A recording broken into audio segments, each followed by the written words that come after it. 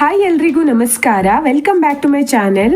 ಈಗಂತೂ ಬೇಸಿಗೆ ಕಾಲ ಆಗಿರೋದ್ರಿಂದ ಹೊರಗಡೆ ತುಂಬಾ ಬಿಸಿಲಿದೆ, ಹಾಗಾಗಿ ಬಾಡಿ ಹೀಟ್ ಕೂಡ ತುಂಬಾ ಜಾಸ್ತಿ ಆಗ್ತಿದೆ.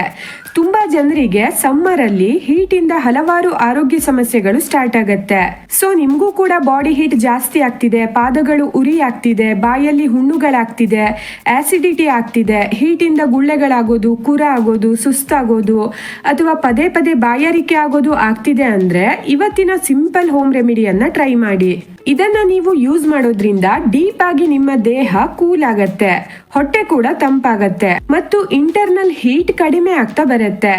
ನಾರ್ಮಲ್ ನೀರಿನ ಬದಲು ಇದನ್ನ ನೀವು ಇಡೀ ದಿನ ಕುಡಿತಾ ಇರೋದ್ರಿಂದ ಇಡೀ ದಿನ ಫ್ರೆಶ್ ಆಗಿ ಎನರ್ಜೆಟಿಕ್ ಆಗಿರೋಕೆ ಹೆಲ್ಪ್ ಆಗತ್ತೆ. ಇನ್ಸ್ಟೆಂಟ್ ಆಗಿ ನಿಮ್ಮ ದೇಹವನ್ನ ಕೂಲ್ ಮಾಡ್ಕೋಬೇಕು ಅಂದ್ರೆ ಈ ಹೋಮ್ ರೆಮಿಡಿ ಬೆಸ್ಟ್. ಇದನ್ನ ಪ್ರಿಪೇರ್ ಮಾಡೋಕೆ ನೀವು ಒಂದು ಗ್ಲಾಸ್ ಬಾಟಲ್ ಅಥವಾ ಸ್ಟೀಲ್ ಬಾಟಲ್ಗೆ 1 ಲೀಟರ್ ಆಗುವಷ್ಟು ನೀರನ್ನ ಹಾಕೊಳ್ಳಿ. ನಂತರ ಇದಕ್ಕೆ ಲಾವಂಚವನ್ನ ಹಾಕೋಬೇಕು. ನೋಡಿ, ಈ ರೀತಿಯಾಗಿ ಇರುತ್ತೆ. ಇದೇ ಇವತ್ತಿನ ಮೇನ್ ಇಂಗ್ರೀಡಿಯೆಂಟ್. ಇದಕ್ಕೆ ವೇತಿವೇರ್ ರೂಟ್ ಮತ್ತು ಕುಸ್ಕುಸ್ ಅಂತಾನು ಕರೀತಾರೆ. ಸ್ವಲ್ಪ ಪ್ರಮಾಣದಲ್ಲಿ ಚಿಕ್ಕ ಬಂಡಲ್ ಆಗುವಷ್ಟು ಹಾಕೊಂಡ್ರೆ ಸಾಕಾಗತ್ತೆ. ದೇಹವನ್ನ ಇನ್ಸ್ಟೆಂಟ್ ಆಗಿ ಕೂಲ್ ಮಾಡತ್ತೆ. ಇದನ್ನ ಬಾಟಲ್ಗೆ ಹಾಕೋಕ್ಕಿಂತ ಮೊದಲು 1-2 ಸಲ ಕ್ಲೀನ್ ಆಗಿ ವಾಶ್ ಮಾಡ್ಕೋಬೇಕು. ಇದು ಬೇರಾಗಿರೋದ್ರಿಂದ ಇದರಲ್ಲಿ ಮಣ್ಣಿರೋ ಸಾಧ್ಯತೆ ಇರುತ್ತೆ, ಹಾಗಾಗಿ ಕ್ಲೀನ್ ಆಗಿ ವಾಶ್ ಮಾಡ್ಕೊಂಡು ಬಾಟಲ್ಗೆ ಹಾಕೊಳ್ಳಿ. ಲಾವಂಚ ನಮ್ಮ ದೇಹಕ್ಕೆ ತುಂಬಾ ತಂಪು ಅಂತಾನೆ ಹೇಳ್ಬಹುದು. ಹೆಚ್ಚಾದ ಬಾಡಿ ಹೀಟ್ ಅನ್ನ ಕಡಿಮೆ ಮಾಡಿ ಇಂಟರ್ನಲಿ ನಮ್ಮ ದೇಹವನ್ನ ಕೂಲ್ ಮಾಡುತ್ತೆ. ನಿಮ್ಗೇನಾದ್ರೂ ಬಾಡಿ ಹೀಟ್ ಹೆಚ್ಚಾಗಿ ಮೂತ್ರ ವಿಸರ್ಜನೆ ಮಾಡುವಾಗ ಉರಿ ಆಗ್ತಾ ಇದ್ರೆ ಅಥವಾ ನೀವು ಸಿಕ್ಕಾಪಟ್ಟೆ ಬೆವರ್ತಾ ಇದ್ರೆ, ಬಾಡಿ ಹೀಟ್ ಹೆಚ್ಚಾಗಿ ಮೈ ಮೇಲೆಲ್ಲ ಗುಳ್ಳೆಗಳಾಗಿದ್ರೆ, ಕುರ ಆಗ್ತಿದ್ರೆ, ಒಂಥರ ಇರಿಟೇಟ್ ಆಗೋದು, ರೆಸ್ಟ್ಲೆಸ್ ಫೀಲ್ ಆಗೋದು, ಬಾಡಿ ಹೆವಿ ಅನ್ಸೋದು, ಈ ತರ ಎಲ್ಲ ಆಗ್ತಿದೆ ಅಂದ್ರೆ ಈ ಲಾವಂಚದ ಬೇರು ನ್ಯಾಚುರಲ್ ಆಗಿ ನಿಮ್ಮ ದೇಹವನ್ನ ರಿಫ್ರೆಶ್ ಮಾಡತ್ತೆ. ಹಿಂದಿನ ಕಾಲದಲ್ಲೆಲ್ಲ ಏನ್ ಮಾಡ್ತಿದ್ರು ಅಂದ್ರೆ ಈ ಲಾವಂಚದ ಬೇರನ್ನ ಯೂಸ್ ಮಾಡ್ಕೊಂಡು ರೆಡಿ ಮಾಡಿರುವಂತಹ ಮ್ಯಾಟ್ ಅನ್ನ ಅಥವಾ ವಿಂಡೋ ಕರ್ಟನ್ಸ್ ಅನ್ನ ಸಮ್ಮರ್ ಸೀಸನ್ ಅಲ್ಲಿ ಹಾಕೊಳ್ತಾ ಇದ್ರು. ಕೆಲವೊಂದು ಮನೆಗಳಲ್ಲಿ ಈಗ್ಲೂ ಕೂಡ ರೂಢಿ ಇದೆ. ಈ ತರ ಯೂಸ್ ಮಾಡೋದ್ರಿಂದ ನಮ್ಮ ಮೈಂಡ್ ಕೂಡ ಕಾಮ್ ಆಗಿರತ್ತೆ. ಲಾವಂಚದ ಇನ್ನೊಂದು ಬೆನಿಫಿಟ್ ಏನಂದ್ರೆ ಹೈಡ್ರೇಷನ್ ಸಪೋರ್ಟ್. ನಮ್ಮ ಬಾಡಿ ಓವರ್ ಹೀಟ್ ಆದಾಗ ಬಹಳ ಬೇಗ ಡಿಹೈಡ್ರೇಷನ್ ಆಗತ್ತೆ. ಆಗ ನೀವು ನೀರಿಗೆ ಲಾವಂಚವನ್ನ ಹಾಕಿ ಕುಡಿಯೋದ್ರಿಂದ ದೇಹದಲ್ಲಿ ಫ್ಲೂಯಿಡ್ ಬ್ಯಾಲೆನ್ಸ್ ಆಗಿ ದೇಹವನ್ನ ಹೈಡ್ರೇಟ್ ಆಗಿ ಇಡತ್ತೆ. ನೆಕ್ಸ್ಟ್ 1 ಟೀ ಸ್ಪೂನ್ ಆಗುವಷ್ಟು ಡ್ರೈಡ್ ರೋಸ್ ಪೆಟಲ್ಸ್ ಅನ್ನ ಹಾಕೋಬೇಕು. ನೀವು ಬೇಕಾದ್ರೆ ಹಸಿಯಾದ ಗುಲಾಬಿ ದಳಗಳನ್ನ ಕೂಡ ಹಾಕೋಬಹುದು. ಗುಲಾಬಿ ಹೂವು ಕೂಡ ನಮ್ಮ ದೇಹಕ್ಕೆ ತುಂಬಾ ತಂಪು. ನಮ್ಮ ದೇಹದ ಒಳಗಿರುವಂತ ಹೀಟ್ ಅನ್ನ ಕಡಿಮೆ ಮಾಡಿ ಬಾಡಿ ರಿಲ್ಯಾಕ್ಸ್ ಆಗೋಕೆ ಸಪೋರ್ಟ್ ಮಾಡುತ್ತೆ. ನಮ್ಮ ಬಾಡಿಯಲ್ಲಿ ಹೀಟ್ ಜಾಸ್ತಿ ಆದಾಗ ಕೆಲವೊಮ್ಮೆ ಸ್ಕಿನ್ ಮೇಲೂ ಕೂಡ ಎಫೆಕ್ಟ್ ಮಾಡುತ್ತೆ. ಸ್ಕಿನ್ ಡಲ್ ಆಗೋದು, ಹೀಟ್ ರ್ಯಾಷಸ್ ಆಗೋದು, ಇರಿಟೇಟ್ ಆಗೋದು ಸ್ಟಾರ್ಟ್ ಆಗತ್ತೆ. ಗುಲಾಬಿ ಹೂವು ಚರ್ಮವನ್ನ ಪೋಷಣೆ ಮಾಡಿ ಒಂದು ನ್ಯಾಚುರಲ್ ಫ್ರೆಶ್ನೆಸ್ ಕೊಡುತ್ತೆ. ಮೆಂಟಲಿ ಕೂಡ ನಮ್ಮನ್ನ ಕಾಮ್ ಮಾಡುತ್ತೆ, ಮೂಡ್ ಫ್ರೆಶ್ ಮಾಡುತ್ತೆ. ಹಾಗಾಗಿ ಸಮ್ಮರ್ ಅಲ್ಲಿ ಯಾರ್ಯಾರಿಗೆ ಇರಿಟೇಟೆಡ್, ಎಕ್ಸಾಸ್ಟೆಡ್ ಅಥವಾ ಮೆಂಟಲಿ ಟಯರ್ಡ್ ಅನ್ಸತ್ತೆ ನೋಡಿ, ಅಂತವರಿಗೆ ಗುಲಾಬಿ ಹೂವನ್ನ ಬಳಸೋದ್ರಿಂದ ಬಾಡಿ ಮತ್ತು ಮೈಂಡ್ ಎರಡೂ ಕೂಡ ರಿಲ್ಯಾಕ್ಸ್ ಆಗತ್ತೆ. ನೆಕ್ಸ್ಟ್ 7-8 ಪುದೀನ ಎಲೆಗಳನ್ನ ಹಾಕೋಬೇಕು. ಪುದೀನಾದಲ್ಲಿ ನ್ಯಾಚುರಲ್ ಆಗಿ ಮೆಂಥಾಲ್ ಎಂಬ ಅಂಶ ಇರೋದ್ರಿಂದ ಇನ್ಸ್ಟೆಂಟ್ ಆಗಿ ಕೂಲಿಂಗ್ ಸೆನ್ಸೇಷನ್ ಕೊಡುತ್ತೆ. ಪುದೀನ ಎಲೆಗಳು ಬರೀ ಕೂಲ್ ಮಾಡೋದಷ್ಟೇ ಅಲ್ಲ, ಇದು ಡೈಜೆಷನ್ಗೂ ಕೂಡ ಸಪೋರ್ಟ್ ಮಾಡುತ್ತೆ. ಸಮ್ಮರ್ ಅಲ್ಲಿ ಜಾಸ್ತಿ ಹೀಟ್ ಮತ್ತು ಡಿಹೈಡ್ರೇಷನ್ ಇಂದಾಗಿ ನಮ್ಮ ಡೈಜೆಷನ್ ಕೂಡ ಜಡ ಆಗತ್ತೆ. ಹಾಗಾಗಿ ಕೆಲವರಿಗೆ ಬ್ಲೋಟಿಂಗ್ ಆಗೋದು, ಅಸಿಡಿಟಿ ಆಗೋದು, ಹೊಟ್ಟೆ ಹೆವಿ ಅನ್ಸೋದು ಅಥವಾ ಏನೂ ತಿನ್ನೋಕೆ ಮನ್ಸಾಗಲ್ಲ, ಹೊಟ್ಟೆ ಹಸಿವಾಗಲ್ಲ. ಇಂಥ ಟೈಮಲ್ಲಿ ನೀವು ಪುದೀನ ಎಲೆಗಳನ್ನ ಬಳಸೋದ್ರಿಂದ ಡೈಜೆಷನ್ಗೆ ಸಪೋರ್ಟ್ ಮಾಡುತ್ತೆ ಮತ್ತು ಯಾವುದೇ ಆಹಾರಗಳ ತಯಾರಿಕೆಯಲ್ಲಿ ಇದನ್ನ ಬಳಸೋದ್ರಿಂದ ಟೇಸ್ಟ್ ಅನ್ನ ಇಂಪ್ರೂವ್ ಮಾಡುತ್ತೆ. ಹಾಗಾಗಿ ಯಾವ್ಯಾವಾಗೆಲ್ಲ ನಿಮ್ಗೆ ನೀರು ಕುಡಿಯೋಕೆ ಬೇಡ ಅನ್ಸತ್ತೆ ನೋಡಿ, ಆವಾಗೆಲ್ಲ ನೀರಿಗೆ ಸ್ವಲ್ಪ ಪುದೀನ ಎಲೆಗಳನ್ನ ಹಾಕಿ ಇಡೋದ್ರಿಂದ ಸ್ವಲ್ಪ ಜಾಸ್ತಿನೇ ನೀರು ಕುಡಿಯೋಕೆ ಹೆಲ್ಪ್ ಆಗತ್ತೆ. ಹಾಗಾಗಿ ಹೈಡ್ರೇಟ್ ಆಗಿರೋಕೆ ಇಂಡೈರೆಕ್ಟ್ ಆಗಿ ಪುದೀನ ಎಲೆಗಳು ಹೆಲ್ಪ್ ಮಾಡುತ್ತೆ ಅಂತಾನೆ ಹೇಳ್ಬಹುದು. ನೆಕ್ಸ್ಟ್ 3-4 ತುಳಸಿ ಎಲೆಗಳನ್ನ ಹಾಕೊಳ್ಳಿ. ತುಳಸಿಯನ್ನ ಹಾಕೋದ್ರಿಂದ ನಿಮ್ಮ ಇಮ್ಯುನಿಟಿ ಸ್ಟ್ರಾಂಗ್ ಆಗತ್ತೆ. ತುಳಸಿಯನ್ನ ಆಡ್ ಮಾಡ್ಕೊಳ್ಳೋದ್ರಿಂದ ಈ ಕೂಲಿಂಗ್ ವಾಟರ್ ಬ್ಯಾಲೆನ್ಸ್ ಆಗತ್ತೆ ಅಂತಾನೆ ಹೇಳ್ಬಹುದು. ಯಾಕಂದ್ರೆ ತುಂಬಾ ಕೂಲ್ ಆಗಿರುವಂತಹ ಇಂಗ್ರೀಡಿಯೆಂಟ್ಸ್ ಗಳನ್ನೆಲ್ಲ ತಗೊಂಡಾಗ ಕೆಲವರಿಗೆ ಸೂಟ್ ಆಗಲ್ಲ, ಒಬ್ಬೊಬ್ಬರ ಡೈಜೆಷನ್ ಒಂದೊಂದ್ ತರ ಇರುತ್ತೆ. ಹಾಗಾಗಿ ತುಳಸಿಯನ್ನ ಬಳಸೋದ್ರಿಂದ ಬ್ಯಾಲೆನ್ಸ್ ಮೇಂಟೈನ್ ಮಾಡುತ್ತೆ, ಜೊತೆಗೆ ಓವರ್ ಆಲ್ ಹೆಲ್ತ್ಗೂ ಕೂಡ ಸಪೋರ್ಟ್ ಮಾಡುತ್ತೆ. ಶ್ವಾಸಕೋಶಗಳ ಆರೋಗ್ಯಕ್ಕೂ ಕೂಡ ತುಂಬಾ ಒಳ್ಳೆಯದು. ಜೊತೆಗೆ ತುಳಸಿಯನ್ನ ಆಡ್ ಮಾಡೋದ್ರಿಂದ ಈ ಕೂಲಿಂಗ್ ವಾಟರ್ಗೆ ಹರ್ಬಲ್ ಫ್ಲೇವರ್ ಬರುತ್ತೆ. ಪುದೀನ ಮತ್ತು ಗುಲಾಬಿ ಹೂವಿನ ದಳಗಳ ಜೊತೆಗೆ ತುಳಸಿ ತುಂಬಾ ಚೆನ್ನಾಗಿ ಹೊಂದ್ಕೊಳ್ಳುತ್ತೆ. ಹಾಗಾಗಿ ಇವೆಲ್ಲ ಒಟ್ಟಿಗೆ ಸೇರಿದಾಗ ನಿಮ್ಗೆ ಯಾವುದೇ ಆರ್ಟಿಫಿಷಿಯಲ್ ಫ್ಲೇವರ್ಸ್ ಬೇಡ, ಅಷ್ಟೊಂದು ನ್ಯಾಚುರಲ್ ಆಗಿ ಅರೋಮ್ಯಾಟಿಕ್ ಆಗಿ ಇರುತ್ತೆ. ನೆಕ್ಸ್ಟ್ 1 ಟೀ ಸ್ಪೂನ್ ಆಗುವಷ್ಟು ಸೋಂಪು ಕಾಳನ್ನ ಹಾಕೋಬೇಕು.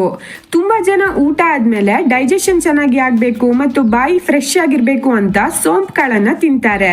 ಇನ್ನೊಂದೇನಂದ್ರೆ ಸೋಂಪು ಕಾಳು ಹೊಟ್ಟೆಯಲ್ಲಿರುವಂತಹ ಹೀಟ್ ಅನ್ನ ಕಡಿಮೆ ಮಾಡುತ್ತೆ, ಹೊಟ್ಟೆ ಉಬ್ಬರವನ್ನ ಕಡಿಮೆ ಮಾಡುತ್ತೆ, ಬಾಯಿಯ ದುರ್ವಾಸನೆಯನ್ನ ಕಡಿಮೆ ಮಾಡುತ್ತೆ. ಬೇಸಿಗೆ ಕಾಲದಲ್ಲಂತೂ ಆಸಿಡಿಟಿ ಮತ್ತು ಅಜೀರ್ಣ ಆಗೋದು ತುಂಬಾ ಕಾಮನ್. ಇಂಥ ಟೈಮಲ್ಲಿ ನೀವು ಸೋಂಪು ಕಾಳಿನ ನೀರನ್ನ ಕುಡಿಯೋದ್ರಿಂದ ಹೊಟ್ಟೆ ತಂಪಾಗಿರುತ್ತೆ.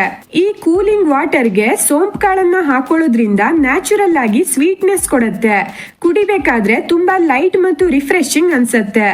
ನೆಕ್ಸ್ಟ್ 1 ಟೀ ಸ್ಪೂನ್ ಆಗುವಷ್ಟು ಕೊತ್ತಂಬರಿ ಬೀಜವನ್ನ ಹಾಕೋಬೇಕು. ತುಂಬಾ ಹಳೆ ಕಾಲದಿಂದಲೂ ಕೂಡ ಬೇಸಿಗೆ ಕಾಲದಲ್ಲಿ ನೀರಿಗೆ ಕೊತ್ತಂಬರಿ ಬೀಜವನ್ನ ಹಾಕೊಂಡು ಕುಡಿಯೋದು ರೂಢಿಯಲ್ಲಿದೆ. ಯಾಕಂದ್ರೆ ಕೊತ್ತಂಬರಿ ಬೀಜ ತುಂಬಾ ತಂಪಾಗಿರೋದ್ರಿಂದ ನಮ್ಮ ದೇಹದಲ್ಲಿರುವಂತಹ ಎಕ್ಸೆಸ್ ಬಾಡಿ ಹೀಟ್ ಅನ್ನ ಕಡಿಮೆ ಮಾಡೋಕೆ ಹೆಲ್ಪ್ ಮಾಡುತ್ತೆ. ಜೊತೆಗೆ ಡೈಜೆಷನ್ಗೂ ಕೂಡ ಸಪೋರ್ಟ್ ಮಾಡುತ್ತೆ. ಹೀಟಿಗೆ ತುಂಬಾ ಉರಿ ಅನ್ಸುತ್ತೆ ನೋಡಿ, ಅದು ಕೂಡ ಕಡಿಮೆ ಆಗತ್ತೆ. ಈ ಕೊತ್ತಂಬರಿ ಬೀಜ ಮತ್ತು ಸೋಂಪು ಕಾಳಿನ ಕಾಂಬಿನೇಷನ್ ಏನಿದೆಯಲ್ಲ, ಇದು ನಮ್ಮ ಡೈಜೆಸ್ಟಿವ್ ಸಿಸ್ಟಮ್ಗೆ ತುಂಬಾ ಒಳ್ಳೇದು ಅಂತಾನೆ ಹೇಳ್ಬಹುದು. ಅದರಲ್ಲೂ ವಿಶೇಷವಾಗಿ ಬೇಸಿಗೆ ಕಾಲದಲ್ಲಂತೂ ಇನ್ನೂ ಒಳ್ಳೇದು. ಯಾವಾಗ್ಲೂ ಹೊಟ್ಟೆಯನ್ನ ತಂಪಾಗಿಡತ್ತೆ. ಈ ಎಲ್ಲ ಇಂಗ್ರೀಡಿಯೆಂಟ್ಸ್ ಗಳನ್ನ ಹಾಕೊಂಡಾದ್ಮೇಲೆ ಇನ್ನೂ ಸ್ವಲ್ಪ ನೀರನ್ನ ಆಡ್ ಮಾಡ್ಕೊಂಡು ಕರೆಕ್ಟ್ ಆಗಿ ಮಿಕ್ಸ್ ಮಾಡ್ಕೋಬೇಕು. ನಂತರ ನೀವು ಇದನ್ನ ಮಿನಿಮಮ್ ಅಂದ್ರೂ 2 ರಿಂದ 3 ಗಂಟೆ ಹಾಗೆ ಬಿಡ್ಬೇಕಾಗತ್ತೆ. 2 ರಿಂದ 3 ಗಂಟೆ ಆದ್ಮೇಲೆ ನೀವು ಇದನ್ನ ಕುಡಿಯೋಕೆ ಸ್ಟಾರ್ಟ್ ಮಾಡ್ಕೋಬಹುದು. ನೀವು ಬೆಳಿಗ್ಗೆನೆ ಇದನ್ನ ಪ್ರಿಪೇರ್ ಮಾಡಿಟ್ಕೊಂಡ್ರೆ ಮಧ್ಯಾಹ್ನದ ಹೊತ್ತಿಗೆಲ್ಲ ಇದನ್ನ ಕುಡಿಬಹುದು. ಅಥವಾ ಹಿಂದಿನ ದಿನ ರಾತ್ರಿನೇ ರೆಡಿ ಮಾಡಿ ಓವರ್ ನೈಟ್ ಬಿಡೋದ್ರಿಂದ ಇನ್ನೂ ತುಂಬಾ ಒಳ್ಳೇದು. ಓವರ್ ನೈಟ್ ಬಿಡೋದಾದ್ರೆ ನೀವು ಇದನ್ನ ರೆಫ್ರಿಜರೇಟರ್ ಅಲ್ಲಿ ಇಡೋದು ಒಳ್ಳೇದು. ಫ್ಲೇವರ್ಸ್ ಎಲ್ಲ ಸ್ಲೋ ಆಗಿ ನೀರಲ್ಲಿ ಬಿಟ್ಕೊಳ್ಳೋದ್ರಿಂದ ಒಂದೊಂದು ಸಿಪ್ ಕೂಡ ರಿಫ್ರೆಶಿಂಗ್ ಮತ್ತು ಅರೋಮ್ಯಾಟಿಕ್ ಅನ್ಸುತ್ತೆ. ಈ ಹರ್ಬಲ್ ವಾಟರ್ ಕುಡಿಯೋದ್ರಿಂದ ಇನ್ನೊಂದು ಅಡ್ವಾಂಟೇಜ್ ಏನಂದ್ರೆ ಇದ್ರಲ್ಲಿರೋ ಫ್ಲೇವರ್ಸ್ ಇಂದ ನೆನಪು ಮಾಡ್ಕೊಂಡು ನೀರ್ ಕುಡಿಬೇಕು ಅನ್ಸತ್ತೆ. 100% ಹೇಳ್ತೀನಿ, ನೀವು ಒಂದ್ಸಲ ಇದನ್ನ ಟ್ರೈ ಮಾಡಿದ್ರೆ ಪದೇ ಪದೇ ಮಾಡ್ಕೊಂಡು ಕುಡಿತೀರಾ. ಹಾಗಂತ ಜಾಸ್ತಿನೂ ಕುಡಿಯೋಕ್ ಹೋಗ್ಬೇಡಿ. ಡೈಲಿ 1 ಲೀಟರ್ ಆಗೋವಷ್ಟು ಈ ಕೂಲಿಂಗ್ ವಾಟರ್ ಅನ್ನ ಕುಡಿದ್ರೆ ಸಾಕು. ಇನ್ನ ಮಿಕ್ಕಿರುವಂತ ಟೈಮ್ ಅಲ್ಲಿ ನಾರ್ಮಲ್ ಪ್ಲೇನ್ ವಾಟರ್ ಅನ್ನ ಕುಡೀರಿ, ಅಥವಾ ಬೇಕಾದ್ರೆ ಪುದೀನ ಎಲೆಗಳನ್ನ ಹಾಕೊಂಡು ಕುಡೀರಿ. ಇದನ್ನ ನೀವು ಬರೀ ಫ್ಲೇವರ್ಡ್ ವಾಟರ್ ಅಂತ ಅಂದ್ಕೊಳಕ್ಕೆ ಹೋಗ್ಬೇಡಿ. ಒಂದೊಂದು ಇಂಗ್ರೀಡಿಯೆಂಟ್ ಕೂಡ ಒಂದೊಂದ್ ತರ ಕೆಲಸ ಮಾಡುತ್ತೆ. ಲಾವಂಚ ಡೀಪ್ ಆಗಿ ದೇಹವನ್ನ ಕೂಲ್ ಮಾಡಿ ರಿಫ್ರೆಶ್ ಮಾಡುತ್ತೆ. ಗುಲಾಬಿ ದಳಗಳು ದೇಹವನ್ನ ಪೋಷಣೆ ಮಾಡಿ ಕಾಮ್ ಮಾಡುತ್ತೆ.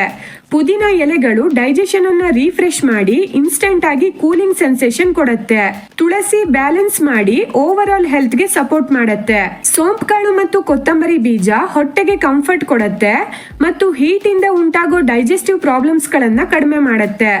ನೀವು 2 ರಿಂದ 3 ಗಂಟೆ ಇನ್ಫ್ಯೂಸ್ ಆಗೋಕೆ ಬಿಟ್ಟಾಗ ಈ ತರ ರೆಡಿ ಆಗತ್ತೆ. ನೀರಿನ ಬಣ್ಣ ಸ್ವಲ್ಪ ಚೇಂಜ್ ಆಗತ್ತೆ. ಈಗ ನೀವಿದನ್ನ ಇಡೀ ದಿನ ಕುಡಿಬಹುದು. ಮಾರ್ಕೆಟ್ ಅಲ್ಲಿ ಸಿಗುವಂತಹ ಸಕ್ಕರೆ ಹೆಚ್ಚಾಗಿರುವಂತಹ ಸಾಫ್ಟ್ ಡ್ರಿಂಕ್ಸ್ ಕುಡಿಯೋದ್ರ ಬದಲು ಅಥವಾ ಆರ್ಟಿಫಿಷಿಯಲ್ ಕೂಲರ್ ಯೂಸ್ ಮಾಡೋ ಬದಲು ಇಂತಹ ಹರ್ಬಲ್ ವಾಟರ್ ಅನ್ನ ಟ್ರೈ ಮಾಡಿ. ನ್ಯಾಚುರಲ್ ಆಗಿ ನಮ್ಮ ದೇಹವನ್ನ ಹೈಡ್ರೇಟ್ ಆಗಿಡತ್ತೆ. ಈ ಹಾಟ್ ವೆದರ್ ಅಲ್ಲಿ ನೀವು ಟ್ರಾವೆಲ್ ಮಾಡೋರಾದ್ರೆ ಅಥವಾ ಹೊರಗಡೆ ಬಿಸಿಲಲ್ಲಿ ವರ್ಕ್ ಮಾಡೋರಾದ್ರೆ ಇದನ್ನ ಕ್ಯಾರಿ ಮಾಡೋದು ತುಂಬಾ ಒಳ್ಳೇದು. ಇನ್ನೊಂದು ನೆನ್ಪಿಟ್ಕೋಬೇಕಾಗಿರೋದೇನಂದ್ರೆ ಬೇರು ಮತ್ತು ಎಲೆಗಳನ್ನ ಬಳಸಬೇಕಾದ್ರೆ ಕ್ಲೀನ್ ಆಗಿ ವಾಶ್ ಮಾಡ್ಕೊಂಡು ಯೂಸ್ ಮಾಡಿ. ಆದಷ್ಟು ಪ್ಲಾಸ್ಟಿಕ್ ಬದಲಾಗಿ ಗ್ಲಾಸ್ ಅಥವಾ ಸ್ಟೀಲ್ ವಾಟರ್ ಬಾಟಲ್ ಅನ್ನ ಯೂಸ್ ಮಾಡಿ. ನೀವು ಓವರ್ ನೈಟ್ ಇನ್ಫ್ಯೂಸ್ ಮಾಡ್ತೀರಿ ಅಂದ್ರೆ ರೆಫ್ರಿಜರೇಟರ್ ಅಲ್ಲಿ ಇಡಿ, ಇಲ್ಲ ಅಂದ್ರೆ 2 to 3 ಅವರ್ಸ್ ಬಿಟ್ಟು ಕುಡೀರಿ. ಇದನ್ನ ನೀವು ಬೇಸಿಗೆ ಕಾಲದಲ್ಲಿ ಡೈಲಿ ಫ್ರೆಶ್ ಆಗಿ ಪ್ರಿಪೇರ್ ಮಾಡ್ಕೊಂಡು ಕುಡೀರಿ. ಒಂದ್ಸಲ ಪ್ರಿಪೇರ್ ಮಾಡಿಬಿಟ್ಟು ತುಂಬಾ ದಿನಗಳವರೆಗೆ ಸ್ಟೋರ್ ಮಾಡಿ ಇಟ್ಕೊಳ್ಳೋಕೆ ಹೋಗಬೇಡಿ. ನೀವು ಈ ವಾಟರ್ ಅನ್ನ ಬೇಕಾದ್ರೆ ರೆಫ್ರಿಜರೇಟರ್ ಅಲ್ಲಿ ಇಟ್ಟು ಲೈಟ್ ಆಗಿ ಕೂಲ್ ಮಾಡ್ಕೊಂಡು ಕುಡೀರಿ. ಆದ್ರೆ ಐಸ್ ಎಲ್ಲ ಹಾಕೊಂಡು ತುಂಬಾ ಕೋಲ್ಡ್ ಮಾಡ್ಕೊಂಡು ಕುಡಿಯೋಕ್ ಹೋಗ್ಬೇಡಿ. ಯಾಕಂದ್ರೆ ಕೆಲವರಿಗೆ ಡೈಜೆಷನ್ ಅಲ್ಲಿ ಪ್ರಾಬ್ಲಮ್ ಆಗತ್ತೆ. ನೀವು ಯಾವ್ದಾದ್ರು ಮೆಡಿಕೇಶನ್ ಅಲ್ಲಿ ಇದ್ರೆ, ಅಲರ್ಜಿ ಇದ್ರೆ ರೆಗ್ಯುಲರ್ ಆಗಿ ಯೂಸ್ ಮಾಡೋಕ್ಕಿಂತ ಮೊದಲು ಡಾಕ್ಟರ್ ಸಜೆಷನ್ ತಗೊಂಡು ಯೂಸ್ ಮಾಡೋದು ಒಳ್ಳೇದು. ಸೊ ಈ ಬಾಡಿ ಕೂಲಿಂಗ್ ವಾಟರ್ ಅನ್ನ ಮರಿದೆ ಟ್ರೈ ಮಾಡಿ. ವರ್ಕ್ ಆದ್ರೆ ಕಮೆಂಟ್ ಮಾಡಿ. ಈ ವಿಡಿಯೋ ಇಷ್ಟ ಆದ್ರೆ ಲೈಕ್ ಮಾಡಿ, ಶೇರ್ ಮಾಡಿ, ನಮ್ಮ ಚಾನೆಲ್ ಸಬ್ಸ್ಕ್ರೈಬ್ ಮಾಡ್ಕೊಂಡು ಸಪೋರ್ಟ್ ಮಾಡಿ.